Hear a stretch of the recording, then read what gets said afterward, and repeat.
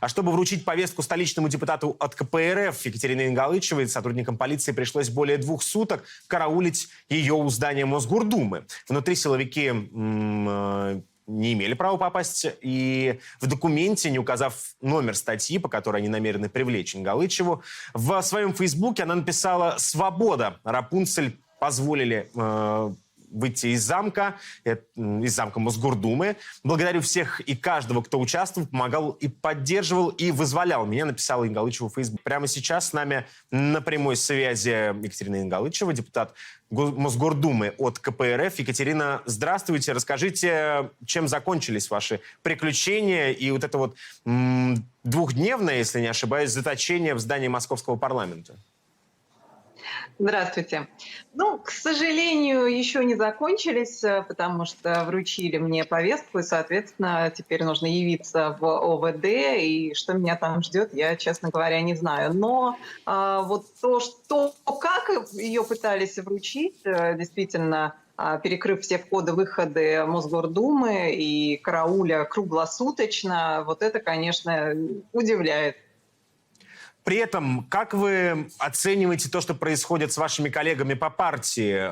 Сегодня утром мы видели, как оказывается, во всяком случае, давление на Сергея Обухова, избранного депутата Госдумы, и на муниципального депутата Цукасова. Что это вообще, по-вашему, такое? И чем это может для участников этих акций 20-25 числа закончиться? Ну, что это такое? Это, на мой личный взгляд, это давление, учитывая тот факт, что КПРФ не признает итоги выборов по электронному голосованию в Москве и занимает такую жесткую позицию.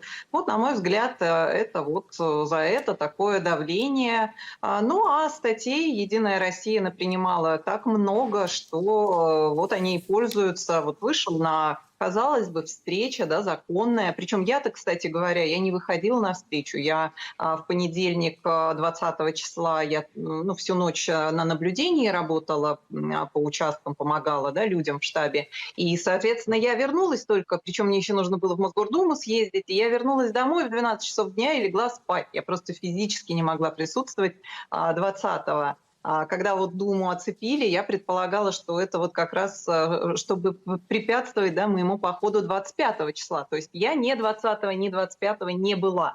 Тем не менее, меня точно так же, как и всех, ловят. Поэтому я и считаю, что это за нашу такую позицию, такое своеобразное давление, чтобы партия отстала и признала выборы. Но с другой стороны, вы говорите о том, что партия не признает итогов электронного голосования. С другой стороны, с одной стороны, мы видим митинги, встречи с депутатами, назовем их так, которые проходят в центре Москвы, давление силовиков на участников этих мероприятий. С другой стороны, мы видим Геннадия Зюганова на встрече с Владимиром Путиным, который, насколько мы понимаем, ни словом не обмолвился об электронном голосовании и о том, что партия этих итогов не признает. Как это понимать? Обмолвился. Не читайте заголовки, смотрите саму трансляцию и увидите, что именно Геннадий Зюганов единственный на этой встрече как раз и сказал и про электронное голосование, и про трехдневное голосование.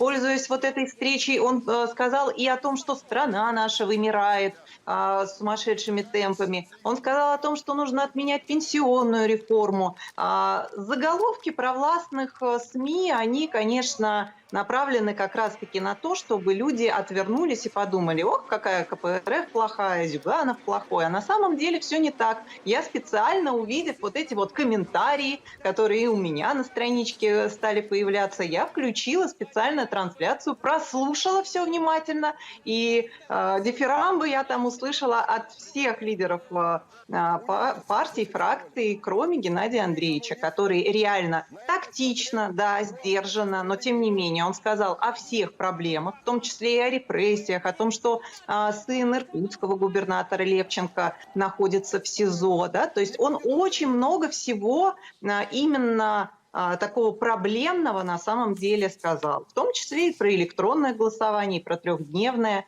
Тут другой момент, что мы с вами это изменить у нас с вами сил не хватает, да, но то, что он это говорит, то, что московское отделение КПРФ сейчас подает в суды как раз-таки, чтобы отменить итоги электронного голосования, то есть это все есть, это все факт. Мгм. А скажите, при этом поддерживает ли центральный аппарат коммунистической партии действия членов партии именно в части организации встреч с депутатами, протестов в центре Москвы? Обсуждается ли это как-то между вами? Ну, не конкретно вами, вы все-таки не успели ни на одной из акций, но так или иначе. Поддерживается ли и самим Зюгановым, и центральным аппаратом этот формат проведения встречи с депутатами и вообще последние действия кандидатов, избранных депутатов от коммунистической партии? Ну, насколько мне известно, 25 числа Геннадий Андреевич лично собирался присутствовать на Пушкинской площади. Он об этом говорил, то есть это все вот транслировалось, то есть все его реально ждали. И буквально в последний момент была назначена вот встреча, ну, как мне сказали, да, что встреча вот с президентом назначена именно на 14 часов. Но мы, естественно, все понимаем, то есть для чего это сделано, ну, догадываемся, да, по крайней мере, то есть чтобы он туда не пошел.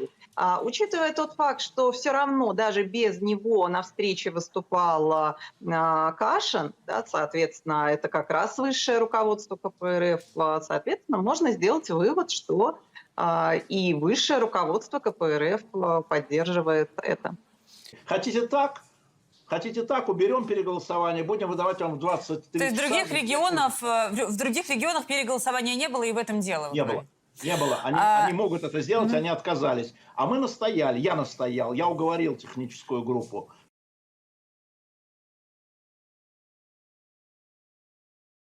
Секретарь Генсовета партии Андрей Турчак. Только что разговаривал с председателем партии Дмитрием Анатольевичем Медведевым. Он приболел, у него сильный кашель, он не смог сегодня быть вместе с нами. Но он просил всем вам передать огромные слова благодарности. В Москве в Думу прошла только партия Собянина. Никаких сюрпризов. В отличие от позапрошлогодних выборов в Мосгордуме. В Москве были выборы необычные. Впервые масштабно прошло дистанционное электронное голосование, которое выдержало все испытания технологические, DOS-атаки и показало свою надежность. Хотите так? Хотите так, уберем переголосование, будем выдавать вам в 23 То есть часа. в других регионах переголосования не было, и в этом дело? Не было. Не было. Они могут это сделать, они отказались. А мы настояли, я настоял, я уговорил техническую группу.